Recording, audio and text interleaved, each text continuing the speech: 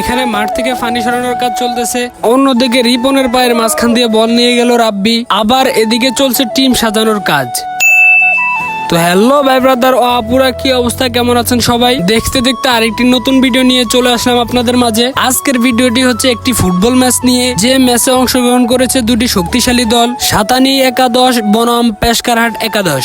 আর এই ম্যাচটি অনুষ্ঠিত হয়েছে আমাদের সেই হাই স্কুল মাঠে, এবং এটাই হচ্ছে আমাদের সাতানি একাদশ। যদিও আজকে আমারও খেলার কথা ছিল এই টিমে, আমি ইনজুরির জন্য খেলতে পারি নাই। আর এটা হচ্ছে পেশকারহাট একাদশ। এখানে আবার রাব্বি বলল যে ভাই আমি রিপনের পায়ের মাঝখান দিয়ে বল নিব, এবং সাথে সাথে রাব্বি বল নিয়ে গেল, এবং দুই টিমের দুই ক্যাপ্টেন কথা বলে নিচ্ছে যে তারা কি নিয়ে বাজি খেলতে পারে। এরপর সিদ্ধান্ত হলো যে তারা ঠান্ডার বাজি খেলবে। এদিকে খেলা শুরু হয়ে গেল, এবং খেলা শুরু হওয়ার 1 মিনিটের মধ্যেই সাতানি একাদশ একটি গোল দিয়ে দিল। আর গোলটি হয়েছিল সাতানি একাদশের হৃদর পা থেকে।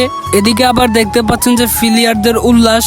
তো হাফ টাইমের মধ্যে আমাদের সাতানি একাদশের গোল হয়েছিল মূলত 2টি গোল, এবং হাফ টাইমের পরে আমাদের সাতানি একাদশ যদিও অনেকগুলো চান্স পেয়েছিল গোল দেওয়ার জন্য, কিন্তু গোল করতে পারেননি। খেলা শেষ হওয়ার ঠিক 5 মিনিট আগে পেশকার টিমের কামব্যাকটি ছিল দেখার মতো। তারা পরপর 2টি গোল দিয়ে সমতায় চলে আসেন, এবং খেলার ফুল টাইম শেষ হওয়ার পরে লস টাইম দেওয়া হয়েছিল 5 মিনিট, এবং খেলার লাস্ট 5 মিনিটে দুই দলই ভালো অ্যাটাক করেছিলেন, যদিও কোনো দলই গোলের দেখা পাননি। আর আমাদের স্কুলের দোতলা থেকে অনেকেই খেলা দেখতেছিলেন, কেননা দোতলা থেকে খেলার পুরো ভিউটাই অনেক ভালোভাবে দেখা যায়, এবং তাদের দেখা থেকে আমিও চলে আসলাম দোতলায় পুরো খেলাটাকে ভালোভাবে উপভোগ করার জন্য। এদিকে আবার সাতানি একাদশের পক্ষ থেকে গোলকিপার ছিলেন ছোট ভাই রামি, এবং সে অনেক ভালো ভালো সেভ দিয়েছিলেন। এরপর শেষমেশ লস টাইম শেষ হওয়ার পরে দুই দলের গোলই ছিল সমান, এজন্য ম্যাচটিকে ড্র করেই খেলা শেষ হয়ে গেল, কেননা তখন সন্ধ্যা হয়ে গেছিল এবং খেলার মতো কোনো পরিবেশে ছিল না।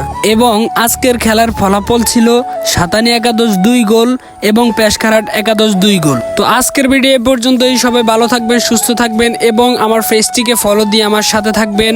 আল্লাহ হাফেজ।